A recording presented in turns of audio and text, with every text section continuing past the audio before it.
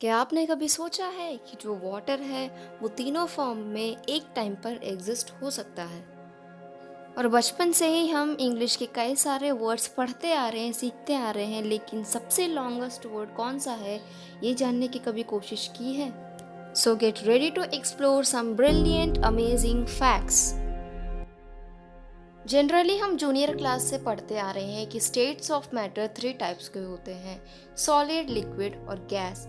तो वाटर जो होता है हमें पता है कि 100 डिग्री सेल्सियस पे वो बॉयल हो जाता है यानी कि वेपर में कन्वर्ट हो जाता है, और 0 डिग्री सेल्सियस पे वो सॉलिड यानी कि आइस में कन्वर्ट हो जाता है।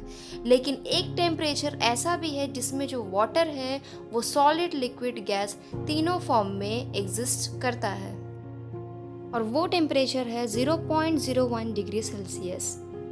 और इस टेम्परेचर को ट्रिपल पॉइंट ऑफ वाटर भी कहा जाता है, क्योंकि एकमात्र यही एक टेम्परेचर है जिसमें वाटर, गैस, वाटर वेपर और आइस यानी कि सॉलिड, लिक्विड, गैस तीनों फॉर्म में एग्जिस्ट करता है। और इस इंसिडेंट का इमेज आप देख सकते हैं स्क्रीन पर। सो है ना अमेजिंग सी बात। अगर मैं आपसे पूछूं कि वर्ल्ड का सबसे लंबा वर्ड जो है वो मैक्सिमम कितने लेटर्स के होंगे, तो आप बोलेंगे 13, 11, 15, 16। But actually no no no, इनमें से कोई भी नंबर नहीं है। वर्ल्ड का जो सबसे लॉन्गेस्ट वर्ड है उसमें 1,89,819 लेटर्स हैं, और इस वर्ड को रीड करने के लिए लगभग 3.5 घंटे भी लग सकते हैं। एक्चुअली में ये एक ह्यूमन प्रोटीन टाइटिन का केमिकल नेम है।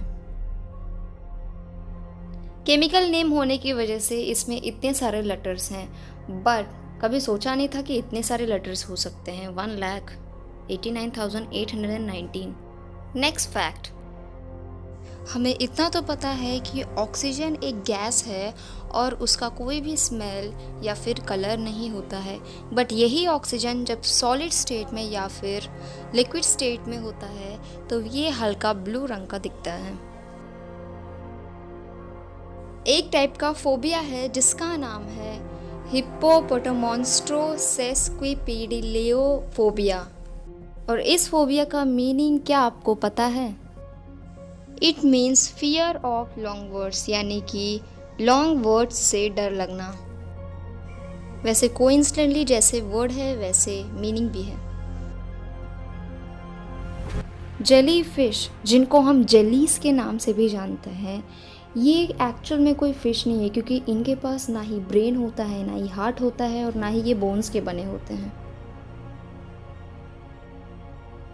जनरली हम ये बोलते हैं कि कोई भी बेबी जब बॉर्न होता है तो उसके आई का कलर ब्लैक, ग्रीन, ब्राउन या फिर ब्लू होता है, बट एक्चुअल में जब भी कोई बेबी बॉर्न होता है तो उसके आइज़ के कलर ब्लू होते हैं, और ये सिर्फ उसके बॉर्न होने के टाइम पर ही होता है।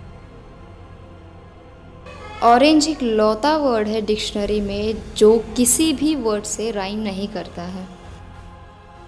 बैट्स यानी कि जो चमगादड़ हैं वो एक लौते मैमल्स हैं जो उड़ने की क्षमता रखते हैं। सिर्फ यही एक लौते ऐसे मैमल्स हैं, इनके जैसे और कोई भी नहीं है। ड्रीम्ड डिक्शनरी में एक ओनली वर्ड है जिसके लास्ट में एम और टी होता है, जो एम और टी लेटर से एंड होते हैं। फ्रेंच फ्राइज़, ये तो सभी जानते होंगे और प्रॉबेबली सब ने खाए होंगे। फ्रेंच फ्राइज़ वही जो आलू से लंबे लंबे स्टिक टाइप के बने होते हैं। आपने यही सोचा होगा कि फ्रेंच फ्राइज़ है यानी कि ये फ्रांस से ही आया होगा, बट नो। फ्रेंच फ्राइज़ ये जो वर्ड है ये बेल्जियम से आया है, ना कि फ्रांस से। आर्मी तो सभी जानते होंगे, बट डू यू नो कि ग्रुप ऑफ फ्रॉग्स को भी आर्मी कहा जाता है। शार्क्स, जो कि डेंजरस मछलियों में से एक हैं, इनके टीथ से भी ज़्यादा ह्यूमन के जो टीथ यानी कि दांत है वो स्ट्रॉन्ग है। फिंगरप्रिंट तो आप सभी जानते हैं कि हर ह्यूमन बीइंग्स के डिफरेंट टाइप्स ऑफ फिंगरप्रिंट्स होते हैं। कोई भी ऐसा ह्यूमन नहीं है जिनके फिंगरप्रिंट्स मैच हो सके, बट सिमिलरली जो हमारे टंग, जो हमारी जीभ होती है, उसके भी different types of tongue prints होते हैं। जो कि हर ह्यूमन बीइंग में अलग अलग होते हैं। अब एक मज़े का फैक्ट बताती हूँ। जो अब आपका एल्बो है उस पॉइंट पर आप अपने जीभ यानी कि टंग को टच नहीं कर सकते हो। ये टोटली इम्पॉसिबल है। आप चाहे तो इसे घर पे ट्राई कर सकते हैं। So thanks for watching. Do subscribe to my channel for more facts. ऐसे ही फैक्ट्स के लिए आप मेरे चैनल को सब्सक्राइब कर ले ताकि मैं और सारे फैक्ट्स आपके सामने लाऊं।